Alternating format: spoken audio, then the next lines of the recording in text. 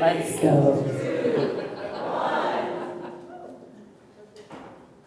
To quote the prophetic lyrics from the American rapper Nelly from his second studio album, Nellyville, it's getting hot in here, oh so hot. But not hot in a steamy nightclub kind of way, but rather it's getting hotter in a slow, gradual trend of increasing temperatures over the past 30 years due to climate change. However, rising temperatures and extreme heat is often an invisible climate risk that catches many communities unaware. This is because extreme heat is a threat that's often underestimated by governments, health agencies, and individuals. And heat is often referred to as a silent killer because we don't see its impacts as visibly as a tornado or hurricane.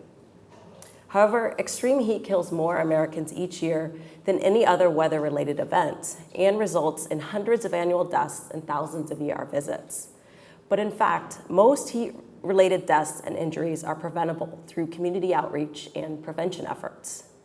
So what does all this mean for Tennessee and Knox County? Well, did you know that currently Knox County experiences about 36 days of extreme heat per year? But by 2050, climate projections show Knox County will have an average of 77 days per year of extreme heat. This means that our summers will become hotter, longer, and more dangerous. What's more, the urban heat island effect accentuates this problem of extreme heat by causing higher temperatures in urban areas. This is because heat is retained during the day by city roads, buildings, and other built structures, and then released slowly at night, resulting in elevated temperatures in urban areas. To see the urban heat island effect, we can look at these thermal images I took in downtown Knoxville on a hot day in June. The top images are at Broadway and Conrad, which is an unshaded area near an interstate, and surface temperatures were 106 degrees, compared to the bottom images at Crutch Park, not far away, which had more shade and trees but was 14 degrees cooler. Furthermore, some neighborhoods within a city are often hotter than others due to discriminatory race-based housing practices from nearly a century ago. A recent nationwide study found that 94% of formerly redlined areas in US cities are exposed to higher temperatures than non-redlined areas. To begin to address some of these challenges, I've been collaborating with researchers from public health and geography. We are conducting research and integrating physical and social science methods to examine and test community-level approaches for mitigation and adaptation to urban heat. And we began right here in Knoxville, Tennessee.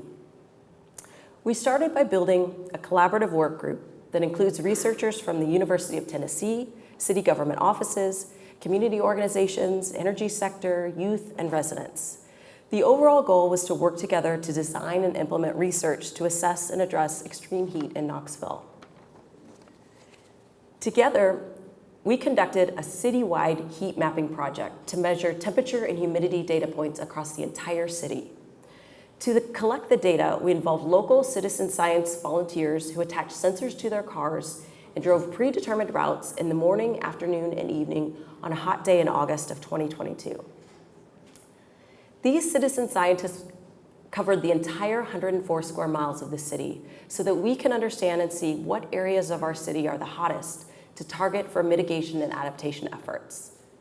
Results found that some areas of Knoxville are almost 16 degrees warmer than other areas due to differences in impervious surfaces, lack of tree canopy, and green spaces.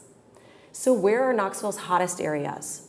Well, we found the hot spots are downtown, our own UT campus, Kingston Pike, North Knoxville, neighborhoods of Lonsdale, Western Heights, Edgewood, Morningside, Central Avenue, Happy Hollow, where you're currently sitting, and areas along Interstate 40. We also found that historical housing policies of redlining contributed to many of the hotspots in Knoxville due to less infrastructure investment, more abundant heat-retaining surfaces, and a lack of tree canopy coverage. Our findings show that today we are still living out the legacy of discriminatory housing policies from a century ago. We also wanted to better understand and listen to residents on how they experience heat. We conducted a survey with 415 residents and found 1 in 4 people reported visiting the ER or hospital for a heat-related health issue in their lifetime. We also found that 1 in 2 people said they experienced financial barriers to using their AC. As one Knoxville resident noted, many people have to decide between the cost of cooling their house with AC and being able to put food on the table. as this finding indicates access and affordability to cooling measures may be one of the most critical factors in determining household-level adaptive capacity to extreme heat. We also asked residents, how can the community best improve their quality of life around heat issues? Participants noted the importance of increased public awareness about extreme heat in our community, also noted the need for more sun protection at bus stops, and the need for a lowering of KUB utility bills and programs to help low-income households. Outcomes from this community-based research have resulted in a set of high-resolution data and a detailed report of findings that is educating and spreading awareness to residents and policymakers. City officials and community groups are also using this data to identify where and how they can take action. Moving forward, the path to building resilience to extreme heat requires collective action and working together to protect human and planetary health in the face of climate change. Our work provides a model toward including drivers of vulnerability at multiple scales and including community members and stakeholders in developing local-level urban heat solutions.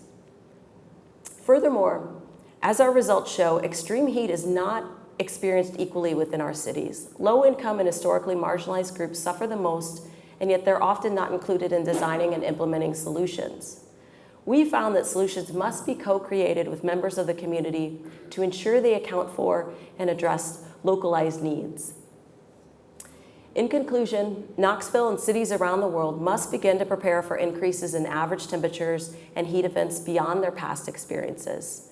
This work can only be successful when it ensures the safety and health of everyone and that our city is livable for everyone. Thank you.